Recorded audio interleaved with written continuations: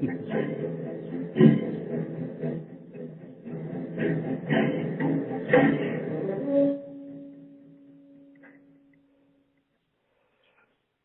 right. Hello and welcome to the Movie Power Rankings Show. I'm your host, Gabe Alexander, and with me as always today is critic Mike Romick. Mike, how are you doing today? Very good. Beautiful day. Beautiful day on a Father's Day weekend. So we are ready to roll today. But first, we opened up the show today with a little music from Mike. What is it? Could it be possibly John Williams' what's that movie about a fish? What was it, fish? Oh, yeah, Jaws. Yes, Jaws. In honor of, I think, Shark Week was announced this week, which Shark Week will be July 24th this year. So a little summer movie music and a little info dropping your way for Shark Week this year. So. Did you ever see Jaws at the movie theater? Never. No. Okay. The first time I saw it, I went to like it was a sneak preview. They don't have this anymore, but a sneak preview, and it was a very large theater on the east side of Cleveland, the Richmond, and packed to the rafters. Of course, the book had been a big bestseller. I mean, you never saw people scream as a whole group. I mean, it was just you knew it was money in the bank at that screening. I mean, people from Universal must have been dancing a jig, but again, it was.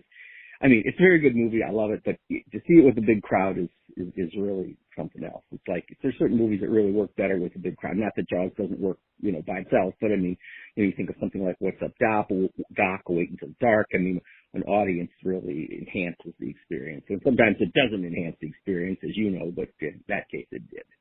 Yeah. Okay, so today's show, we've got some reviews for you guys. Mike and I have caught some things that have come out in the last 2 weeks, so we're going to give our thoughts on a few movies. But first, we got errors and omissions from our last show.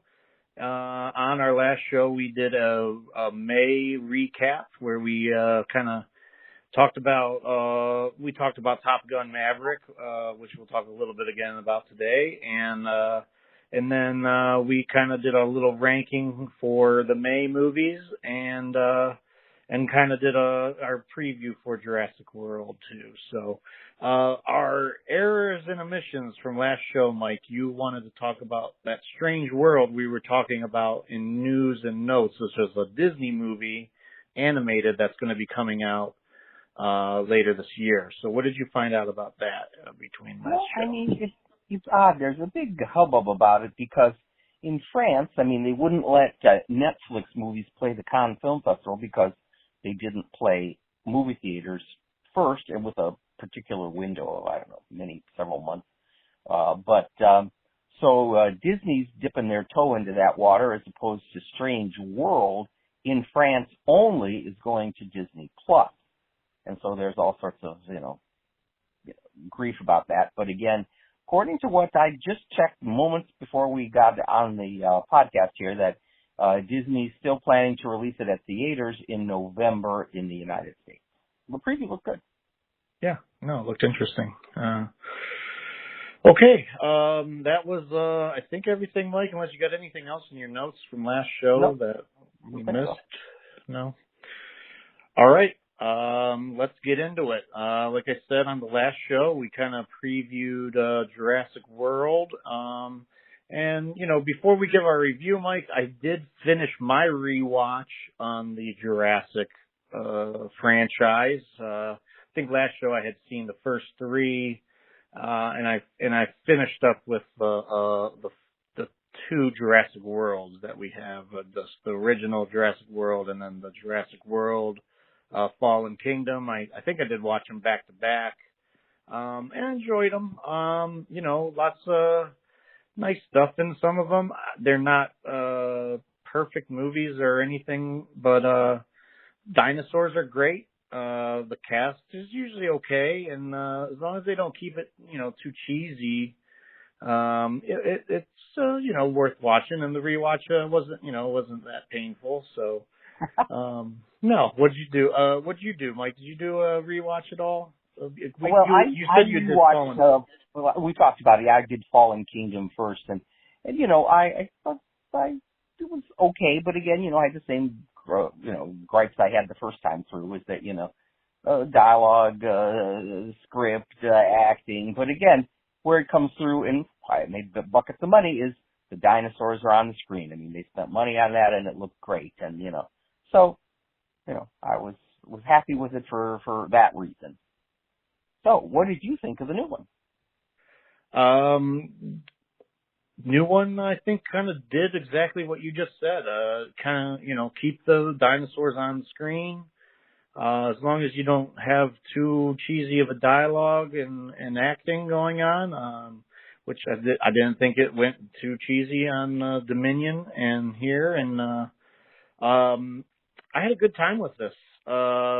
With the longer running time, I was kind of hesitant. That was kind of maybe a red flag. I don't know if I wanted to sit in the theater and for that long and watch this, but no, I think it went by pretty quick, and they kept things moving. I really enjoyed that chase, like car chase, dinosaur chase sequence in the, I think it was the name there, Malta. Yeah. And I liked all the dinosaurs. I almost want to watch like a breakdown of all the dinosaurs that are in it, because we got a lot that were from the original movies, and we got a lot of callbacks to the original movies, but the dinosaurs that were in this, I was a little intrigued because of that. The one with the very long claws that has, I like that scene with that dinosaur and Bryce Dallas Howard, where she's got to go like underwater. It's in the shots in the trailer, some of the trailers. I liked a lot of the sequences in this movie. A lot of it, I guess my only gripe is the trailer. I think the trailer in trying to lure people into see the movie, and they're showing us a lot of the dinosaur.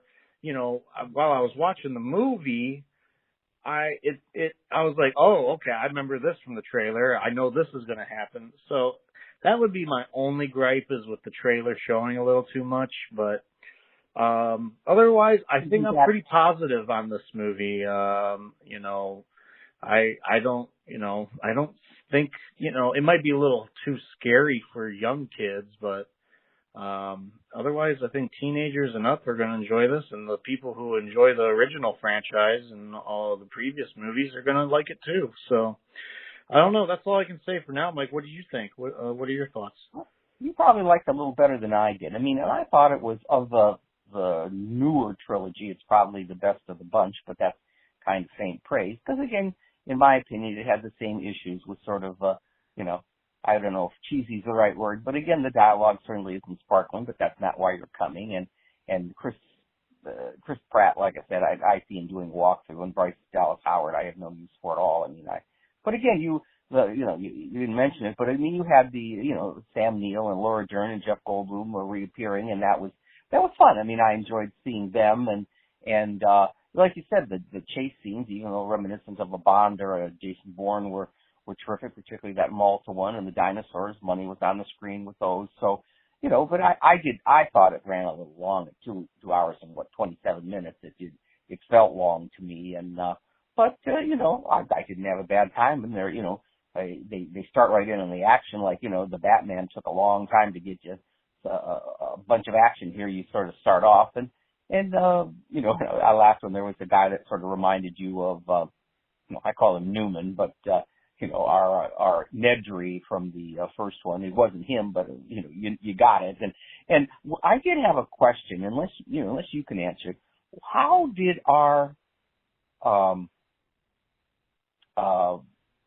villain here have that Barbazol can? If you remember, and you particularly just having seen it, the first one, and again, we went to a watch that showed us that when we went to Dominion, it said the first one, the Jurassic Park, and then we went into the last of the new trilogy.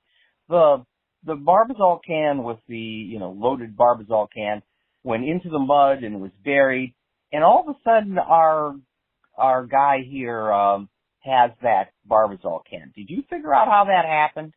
How did he get that? Okay. I think I do know. Okay.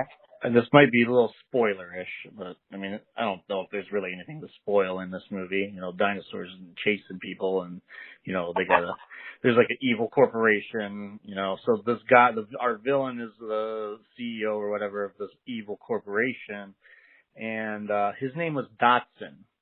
And if you recall from the first Jurassic Park, that's the guy that Wayne Knight or Newman or whoever meets with at the beginning of the movie. Nedry, yes. And he's the one that gives him the Barbasol can. And so there may have been like a tracker in that can as well. Some kind of thing where they could find it later. So what I'm assuming is this guy was also like a guy who was tinkering with genetics and stuff, and so they went and got that can from the first movie. So that guy, I don't know if it's the same guy that he's meeting with at the beginning of the first Jurassic Park, Dotson. I mean, that's his name, and that's who Wayne Knight met with in the first Jurassic Park, and he's the one that gave him the can.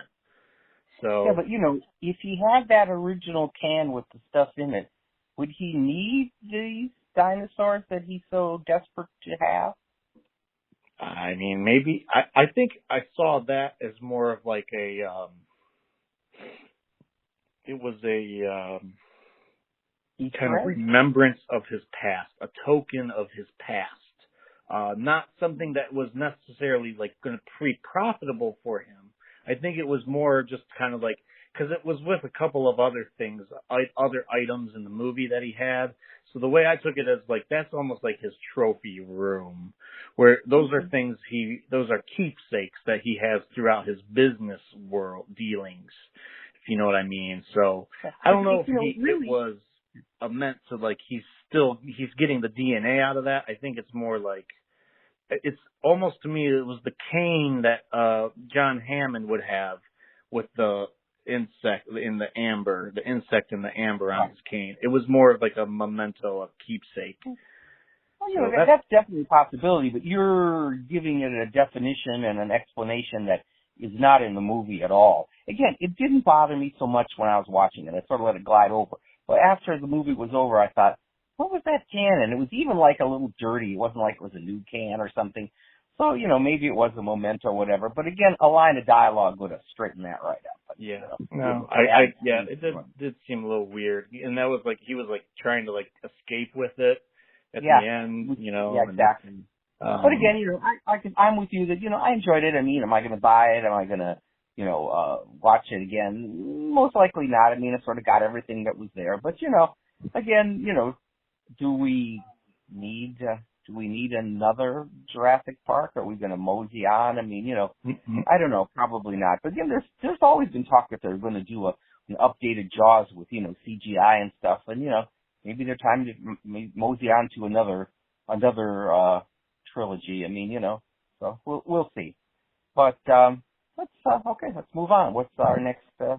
Next on is I have your review for Lightyear, which you just taught this week. Yeah, I did. And, the reviews have been fairly good with, been some gripes that, this isn't, the earth-shattering, changing the world Pixar that people are used to. And again, it was like, I went, oh my God, it was a very entertaining movie, very well done, a lot of fun. No, maybe you're not weeping and moaning. There's a little scene. You might have a little few tears in your eyes. But again, it was just a lot of fun. And, maybe it's not as, imaginative as you would say, like, any of the Toy Stories, but still, it was good, well voice cast, looked great, had a good fun story. I mean, I think kids, particularly, I would say, younger boys would just go crazy for this. And, I went crazy for it. I mean, I just had such a good time. It was like Luca, where, Luca didn't get the reviews that, Encanto and other things have gotten. And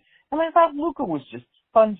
You didn't have to sit there and explain to them what was happening, like with Inside Out or Soul. I think kids, not that they didn't enjoy those movies, there was some explaining that had to be done there. But no, I thought Lightyear was a lot of fun, and I could see that again. And a teaser at the very, very end of it is very important, and no one stayed except me. Again, I normally stay, and even when I don't anticipate a teaser, and I didn't know there would be one, but there was one, and sort of, if you're going, wait till the bitter end. I'm interested in it. It looks fun. Just like you said, I think it looks like a good time, and I'll see it eventually. I think it'll be on Disney Plus here probably soon too. But no, this is going to do a lot of business. This is going to roll on through into next week, and then it's going to be around for 4th of July, and this is going to hang around. Minions will bite into that. Yeah, Minions is going to bite, but it's got 2 weeks here before Minions comes out, and right. It'll probably clean up during that time. And yeah. I think it's going to be not remembered as a great Pixar, but you're going to throw it in there with the Toy Story franchise. Yeah, it's not Cars. Let's put it that way. Right. Go to the bottom of the heap. I'm not a fan of any of the 3 Cars. They did 2 sequels to that. Best thing about Cars was Paul Newman in number 1, and it had some good animation. But as far as Cars is the Cars and that Monsters Inc. particularly Monsters, the sequel to that. But top of the line to me is whether it's Incredibles, Ratatouille, Inside Out, Up, WALL-E, and there's lots of great Pixars, and maybe Lightyear isn't like a top cream of the crop there, but there's nothing wrong with making a wonderful, entertaining movie that kids aren't going to have explained to them at the end of it. And of course, it does help if they're familiar with the Toy Stories, because there's whether adults will get it, where kids who see these movies 20 times will get the references to the different things, because there's a little intro to it that just is writing that this was the movie that Andy saw and the reason he wanted a Buzz Lightyear toy. But that's it. And then you get into the story of Lightyear, and so that's the setup. And again, kids are going to be familiar with Toy Story and recognize things and items that will be familiar to them. Cool. Okay. All right. Let's move on to our next one. It was a Netflix release in June that I caught, called Interceptor. Like a short nice little military action drama. It was a Chris Hemsworth's wife. Her name's Elsa Pataki. I don't know if I can pronounce the last name. Pataki, maybe. She starred in it as a military captain, and she's assigned to the term interceptor is if there's a nuclear missile launched at the U.S., we have these bases that have these interceptor missiles, and they can take out the nuclear weapon out in the atmosphere where it's not going to do much harm, instead of hitting the U.S. So she's assigned to this base where these interceptor missiles are. And then the plot is the bad guys are trying to take out these bases because they want to launch missiles at the U.S. And, it's some, just some cockamamie scheme that the reason they're doing it and all this. So, the motivation behind the bad guys was kind of like a weak point in the movie, but, otherwise. Are they Russians or are they identified or what? They're kind of like non-affiliated with any country, because they steal the missiles from Russia. So it's not like it's making Russia the bad guy. And then these band of, terrorists they're taking out these interceptor bases. And she's kind of like the last woman standing between them and their, completing their mission. and one by she's taking them out and doing what she can to slow them down, and it kept moving. The action was nice. It's kind of like one of these movies like Atomic Blonde where you got this badass woman, and whether you believe she's taking out these rather large military guys is one thing, but if you go with it and you go with the premise, I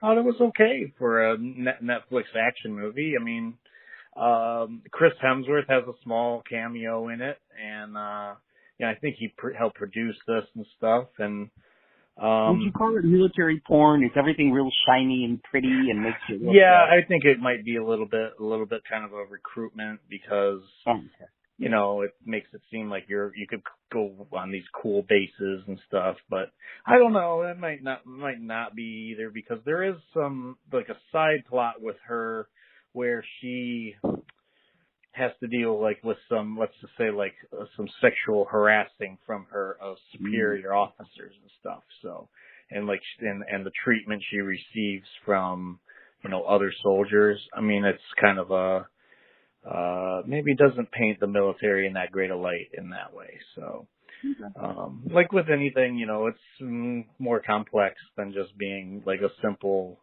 kind of military porn thing, but is it so you say it's a little thing then? I would say, it's a drama. It's got a lot of action drama. I mean,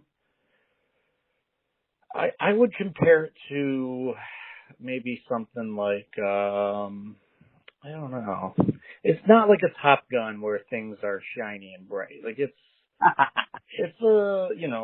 kind of got a little, it shows a little dirt on things, and okay, a little more, I wouldn't say realistic, but let's say down to earth. Let's put it that way. Yeah, I mean, there's points that the bad guys make where you're like, well, okay, but they got some right, they're maybe right in a way. It doesn't mean you have to start nuking everyone, but and her struggle with dealing with all these men in the military. I mean, I can only imagine. And, she's a very good looking woman, and, she's definitely gotten into good shape for this movie. And, I mean, it's worth watching on Netflix. I mean, it's got some decent action, Yeah. I mean, it's short. It doesn't take up too much of your time. It hits a lot of the action notes that you'll see. I mean, it plays just like an action movie, and made me think of almost like a Steven Seagal movie back in the day. Where it's like he's the only one that can save everyone, and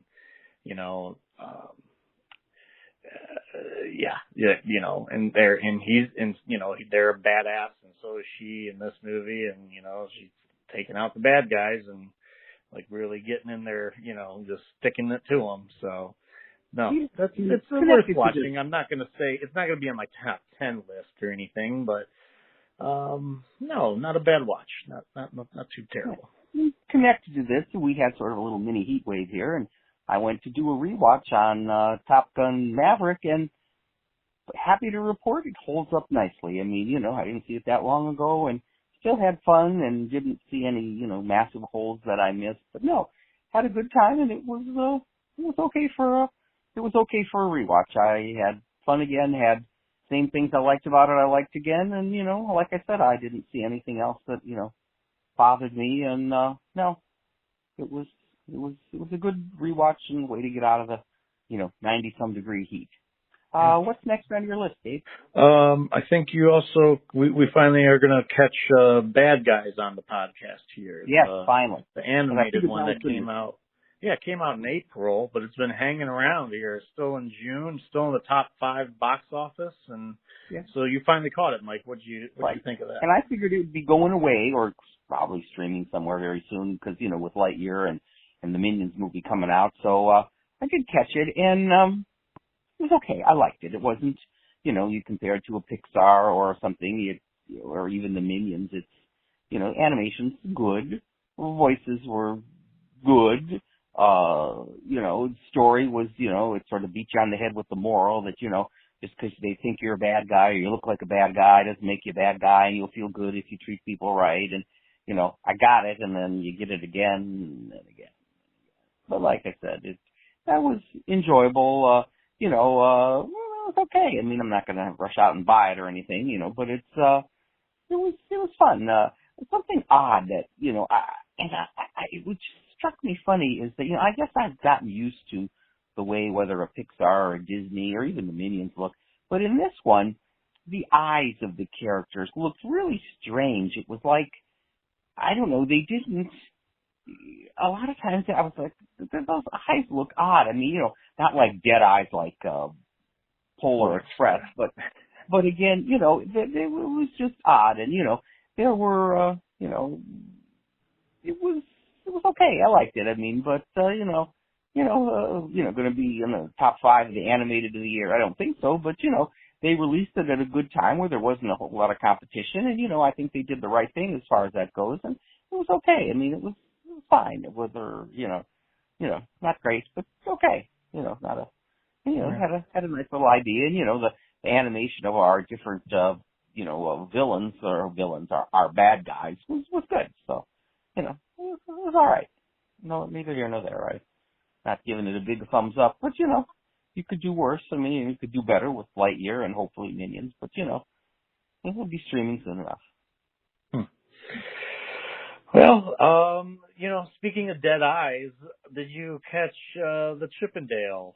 I did, on your recommendation, and I enjoyed it just as you did. I mean, you could watch it over and over and still not catch all the references to stuff. I mean, you said you didn't know about there being Warner Brothers stuff like Bugs Bunny, and in the refrigerator, there's like Foghorn Leghorn. I don't know if it was eggs or something. I missed it, but I know it was Foghorn Leghorn with something in the fridge, and there was references to countless things. I mean, it was like Roger Rabbit. You got to keep watching. Now, of course, I wouldn't say the animation was on a level with Roger Rabbit or. But again, it was a lot of fun.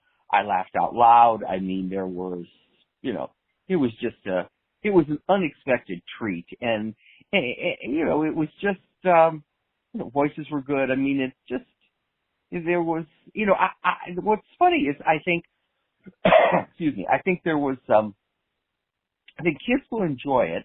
Particularly, I mean, I didn't get the references to Rescue Rangers, which again, I wasn't familiar with. But again, I could enjoy it with that. But again, there's a whole lot of stuff that the kids aren't going to get that are references to whether other Disney product or other things, and, whether they know who Roger Rabbit is when he makes a little appearance. But again, so it was one of those ones where there's a little something for everybody. But I honestly think it sort of leaned a little towards a little older audience that would get those references that would go right over the kid's head. Not that there's anything wrong with that, as long as there's enough that the kids will enjoy it. And I think kids will enjoy it. Adults will enjoy it, and I honestly don't think I would have watched it unless I had that recommendation from you, which I'm glad you recommended. Yeah. Well, since we got to take on some of the stuff that we've kind of already covered here, but you're catching up, I got to say something about Secrets of Dumbledore, the Fantastic Beasts movie. Yeah. I hated that movie. That movie is terrible,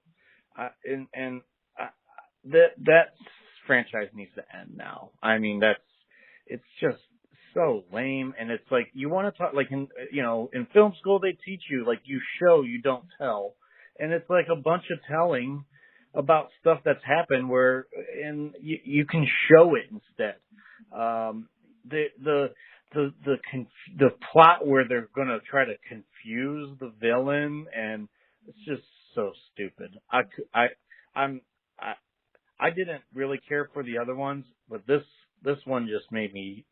I know you said it might have been the best, but to me, it's the worst. And I said that was faint praise indeed, because I'm with you. They got to end it, even though probably 4 and they've made enough money. But whether they're going to go ahead with it, who knows? There's supposed to be 5 of them.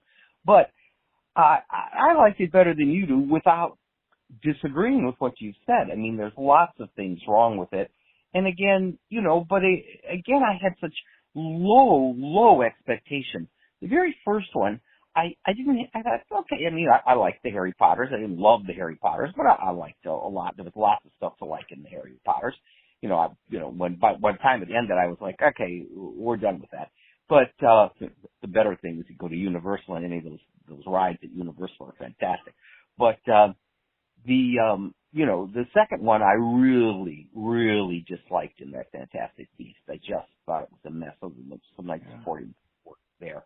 And the third one, again, I expected, I rock bottomed. And so when it rose above that for me, I liked it. But still, I have no problem with what you're saying about it. But again, I think it's time to call it quits there, J.R. Rowling. Just, count your money and don't worry about it. Yeah.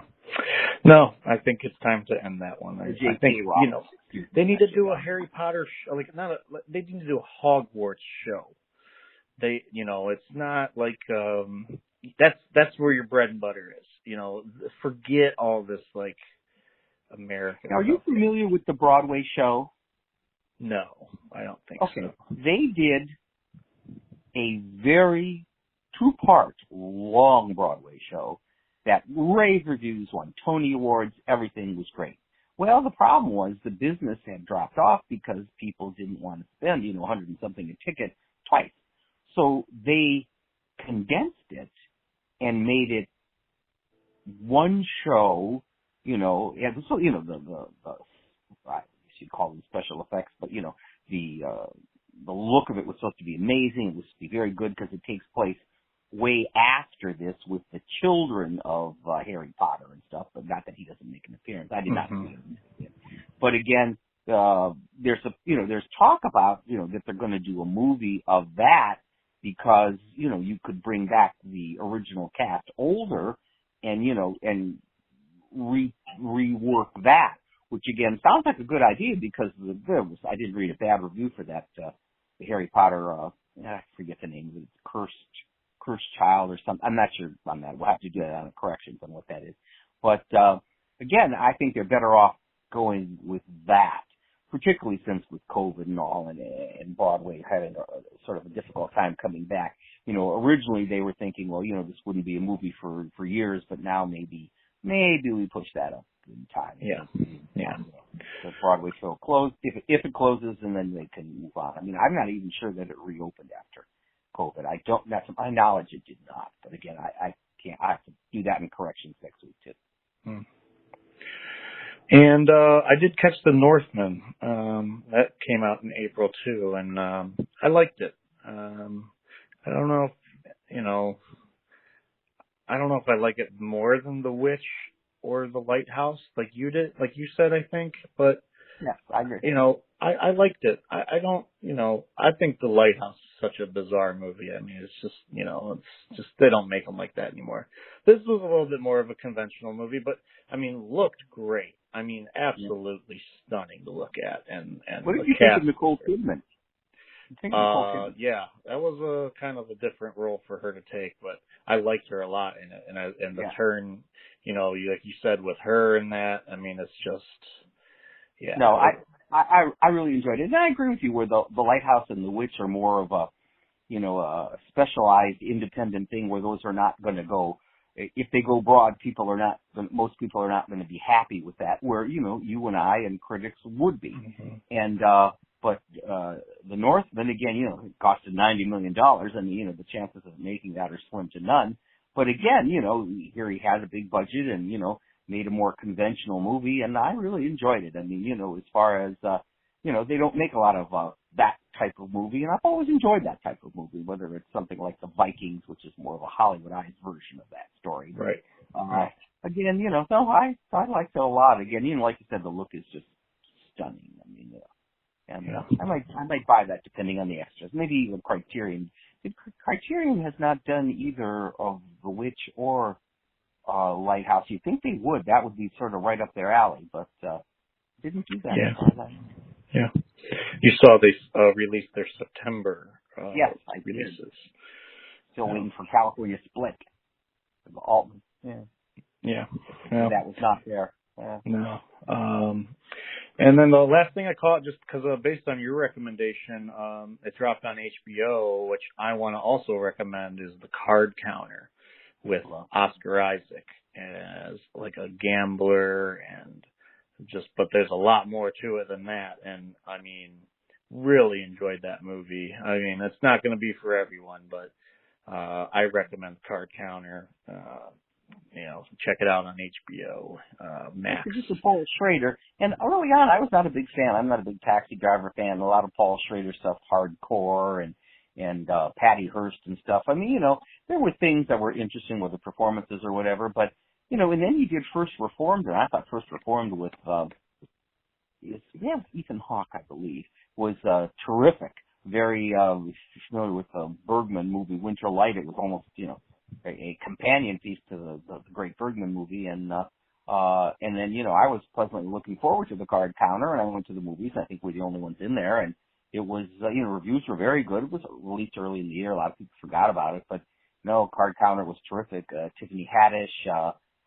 Who else? Other than Oscar Isaac, who else was in that?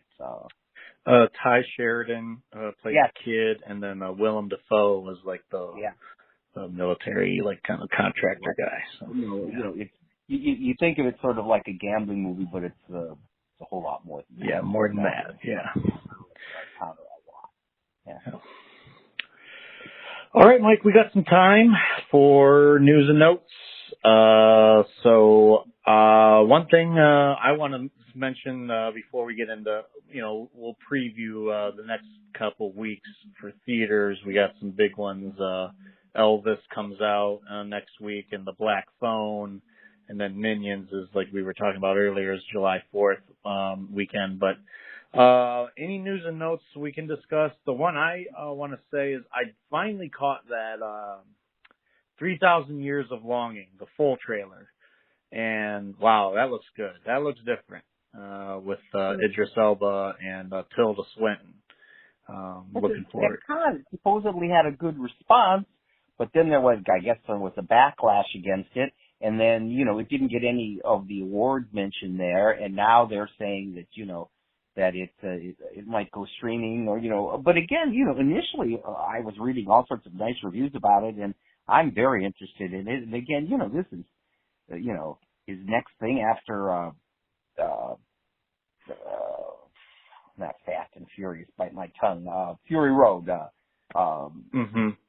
Mad Max.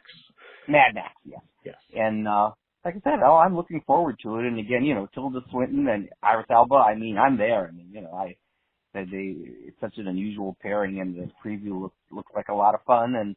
And so no, I'll be there for that. If it goes streaming, it goes streaming. But I hope not. I hope it goes to whether it's New York Film Festival or something where it gets some kind of a more publicity on that. But like I say, I had high hopes for it, and I guess there was a bit of a screened well, but then some of the reviews were not so good. But I want to see it. Yeah. Any other things you heard about this week, Mike? I think we lost Philip Baker Hall from. Did you ever see Secret Honor, the Altman? No, I don't think so. I think that's a Criterion, isn't it? But no. Yeah, I did not see it as I think it was an off-Broadway thing. It was a one-man show where he plays Nixon, and then he kind of Altman filmed it, and with him, and it's wonderful. I mean, it's one-man show with Nixon getting drunker by the minute and talking to the paintings and all that, and it's wonderful. I mean, I think on the stage it would have been quite the treat, but still, it's a very fun movie. If you have a little fun at Nixon's expense, but yeah, get a chance to see that. It's worth seeing. I mean, I don't think it ever plays. I mean, it was one of those times when Altman was got some nice reviews, but there was a time where Altman was, almost like box office poisoned in the 80s after he was, from MASH and through most of the 70s, he was pretty, almost a movie a year and stuff, and then things got the dumper and, some things that weren't well received. You had quintets and even some, better stuff that was wonderful, like Three Women and things that didn't make a whole lot of money. And then, still, Secret Honor is a wonderful Altman movie. And I'm trying to think, looks here that Guy Ritchie is going to direct a Hercules live action remake. for Disney. Wow. We need that. And, I don't know. And Lightyear not performing the way they thought it might right now at the weekend box office. Yeah. And again, supposedly, I read a $200 million price tag. I mean, but that's a lot of those Pixars are horrifically expensive, and I just don't know. I guess the nice animation costs, but still, I mean, $200 million? Wow. Yeah, and whether that's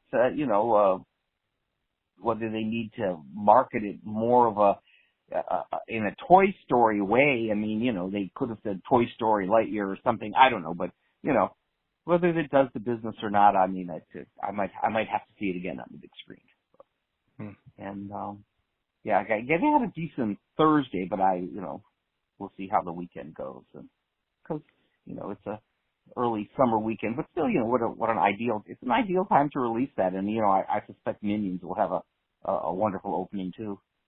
Or we'll have a better opening, let's put it that way. Yeah. But, so what do you think what is your opinion of Baz Luhrmann, his product? What is Baz Luhrmann? Let's review a couple. I liked the Romeo and Juliet. That came out when I was, younger, and that was, kind of popular back then. And, I haven't seen it forever. I don't know if it holds up still, but never saw Strictly Ballroom. I know you said you liked Strictly Ballroom. I did. And you know what? I never saw the Romeo and Juliet. I don't know why, but I didn't. But I did. Strictly Ballroom I really enjoyed. Okay. And then what else? He did Moulin Rouge. I mean, no, I'm not crazy about Moulin Rouge. No, I wanted to rip my eyes out. I like the cast, the songs, but again, it was just as irritating as a movie could be to me. I just didn't care for it. And I liked Australia. Again, Hugh Jackman, Nicole Kidman, a big fat 3-hour long, I think, Western Australian drama. But I liked it. And, most like nobody else had lost buckets of money. Yeah, I never saw that. I never saw that. And Great Gatsby, again, I liked The Great Gatsby. I mean, what you could say was overdressed, but then again, Great Gatsby sort of cries out for that, and as was the Robert Redford Mia Farrow, which again was, the big hype on that. I was around when that first came out, and it was disappointing to say the least. I mean, there was interesting things in that. I mean, I think it won some technical Oscars, as did the remake of Great Gatsby, and that was the wonderful Carey Mulligan and Leonardo DiCaprio, was it not? In The Great Gatsby, I'm pretty sure. Yeah, it was Tobey Maguire and Leo DiCaprio. Right. Yeah. And like I said, I liked it. And again, it got sort of mixed reviews, and then, he moseyed on to do things on Broadway and whatever. And, like I said, he's coming back. So, I've seen the preview again, whether we needed the Elvis story again, but, sort of from a different point of view with Colonel Tom Parker and Tom Hanks, some, problem reviews for him, particularly with his supposed oddball accent, but still, I'll see it, and I just hope it's isn't leaning towards the Moulin Rouge, but no, I'll be there for that. And of course, the reviews for, I think he's an Austin Butler, I believe he is. It was very good. They said he was in Once Upon a Time in Hollywood, but I'm not exactly sure who he played in Once Upon a Time in Hollywood. Do you have IMDb up on that? I don't think he was our killer. No, he wasn't our killer. He was Tex. He was the guy that rode the horse. All right. Yes. On the ranch. On the ranch. Yeah. So he was one of Charlie Manson. For a while, I thought, was he the one that was Charlie Manson? I thought it was such a tiny part in the movie. Okay. He was the one on the horse. Okay. Yeah. Right. No, I don't know if I'm excited for Elvis, but I think it might do some business. And back in March, we went to Graceland. I mean, we had been there years ago, and then they had reopened a whole new section across the street from the actual Graceland house. And it's like it was quite stunning. We spent millions of dollars. They had a big Elvis impersonator thing there we went to, and it was a lot of fun. I mean, probably kind of like a guilty pleasure type thing, but we had a good time, which is all that matters. And we'll be on the lookout for anything that is not accurate, seeing as how we're pretty up to date on the Elvis stuff right currently. But no, I'll be there. I'll see that, and then we'll mosey on the next weekend to the Minions. Now, what do you think about the Minions and the Despicable Me franchise? Well, before you get Minions, you got the Black Phone, which now who's directed that? Who directed that? Okay, director Scott Derrickson, and he did Sinister. He did Exorcism of Emily Rose, and then he did the first Doctor Strange. And I enjoy all three of those movies. I think the Black Phone looks pretty good, and I think on the trailer or something it says it has 100% on Rotten Tomatoes. A little early on that, okay. Yeah. But the early review I caught of it on YouTube, Chris Duckman on YouTube, he liked it. I think there's things in here that could get spoiled for you, because I think it has a lot of twists and kind of unexpected things that you don't see coming. So, Black Phone, I think, looks good. I don't know if it'll do any business, but the trailer is especially creepy. I mean, oh my God. Yeah. And Ethan Hawke, I mean, he's been with, that and, what were we just talking about? Oh, Northman he was in, and then, with him and Moon Knight. He was in Moon Knight. I mean, he's kind of been making some appearances lately, and I'm not complaining. So you like Sinister, and what was the other one he did? Exorcism of Emily Rose and Sinister. That has some nice reviews. I never saw either of those. I, of course, saw Doctor Strange, but no, good horror movies. I wouldn't say they're elevated horror movies, but I would say they're more, thoughtful kind of horror movies. And Sinister's, got some jump scares and stuff to it, but that's definitely October appropriate. And then Exorcism of Emily Rose,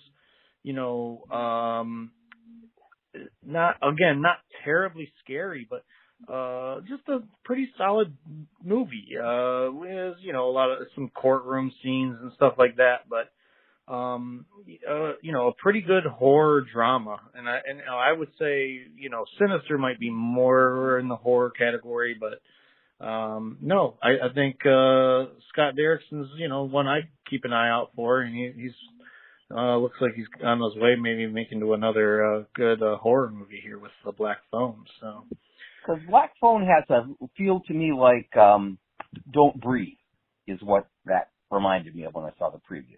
Yeah. Which I like. I like that. Yeah.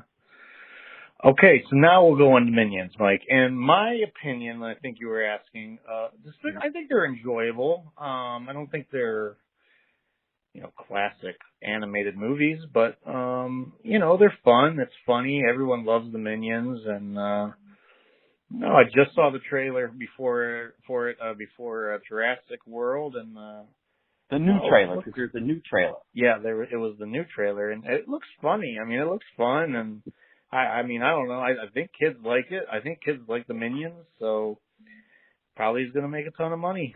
So. Because that Minions, the first Minions movie, made more than any of the Despicable Me.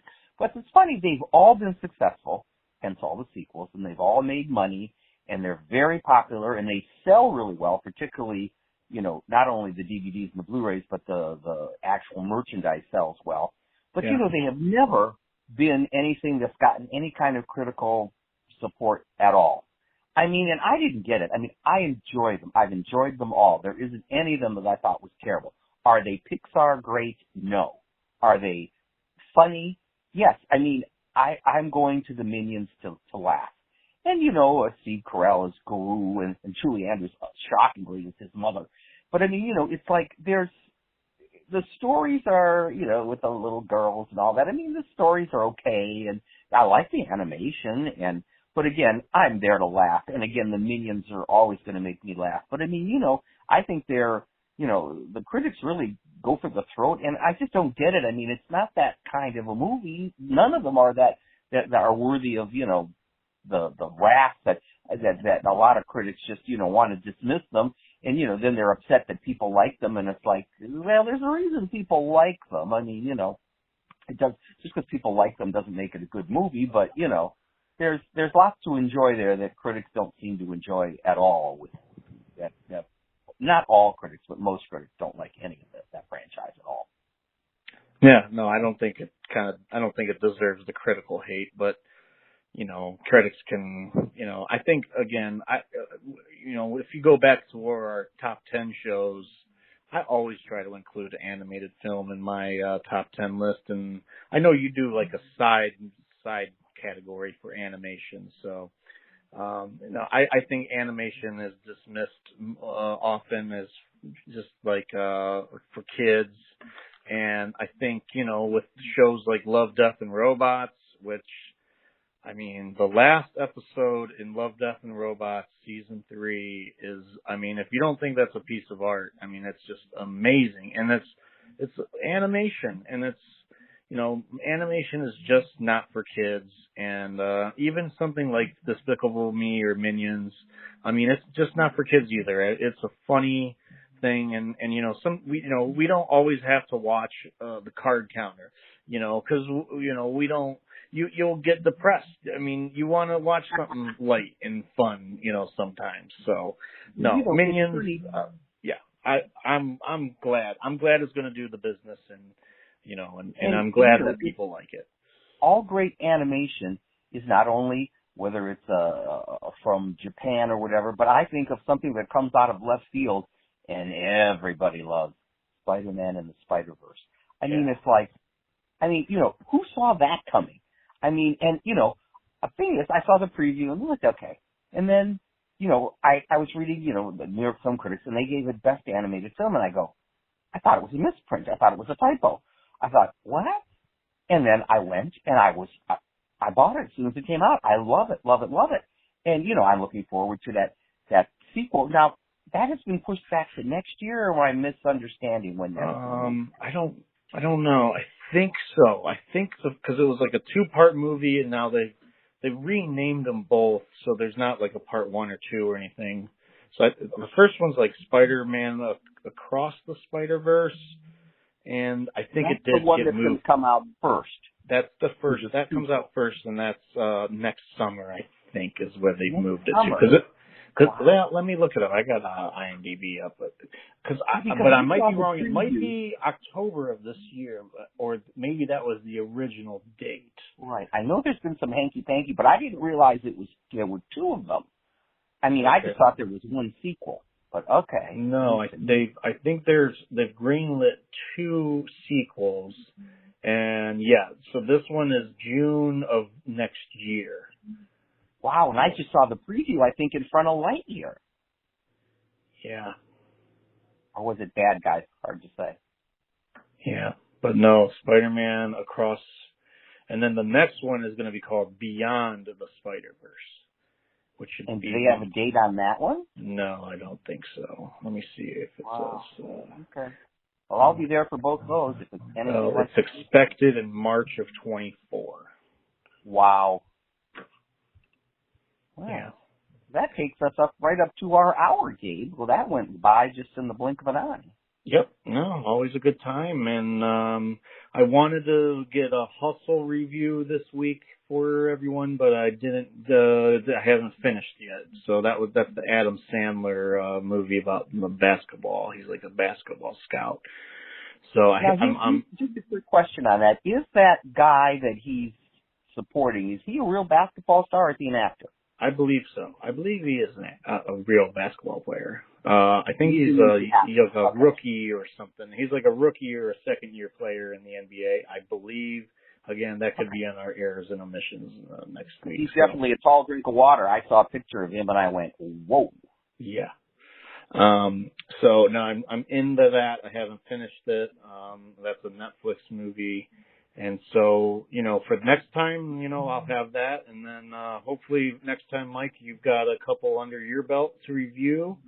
I'll have Elvis, for sure. Elvis, and, maybe, you know, we'll wait for Minions to come out too. And we'll give a recap of June, and then we'll give a couple, reviews in for Elvis and Minions and, you know, maybe Black Phone if I catch it. So, So that will be next time on the Movie Power Rankings show. Mike, anything you want to add before we go today? No. Okay. Just have a good week. Okay. All right. Well, for Mike Romick and I, we're going to sign off here on today's show. Don't forget to like and subscribe our YouTube channels and our videos.